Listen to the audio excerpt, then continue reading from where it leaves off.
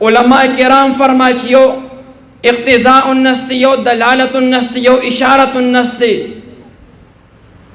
نو ما انت بنعمت ربک بمجنون په عبارت النص سره ترجمه خدا راتلا چې اے محبوبه ته پاگل نه یې، ته لیونی نه یې، ته مجنون نه یې، لیکن په دلالت النص او په اشارت النص سره ترجمه کوم چې اے محبوبه تا ته چې د رب قرآن ملو دی دا پتا باندې لوی انعام او احسان دی.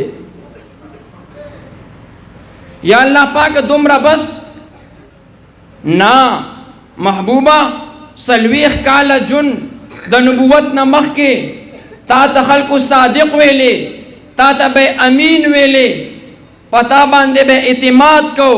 اوس ما تعالی نبوت درکو، ما تاسو لا قرآن درکو، اوس په پتاسو تکالیف راځي، مشقات به راځي، مصیبتونه به راځي، د کفارو ظلم به راځي، ته به برداشت کې تسلی راکوي.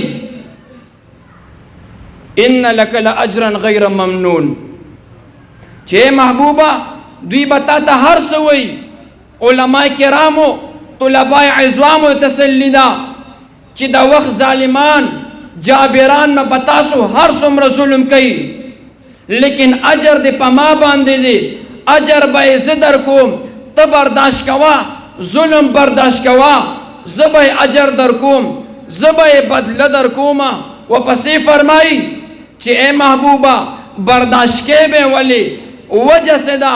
ورته فرمایي چې اے محبوبه ما تعالی ډېر بهترین اخلاق درکړي دي، ځکه چې زه بهترینو اخلاق والا یم، ما تعالی اخلاق بهترین درکړي دي، ما ته خوبصورت پیدا کړې، اخلاق مې دله خوبصورت پیدا کړل، سیرت صورت طور طریقه کردار میں دل خشتہ پیدا کر دے.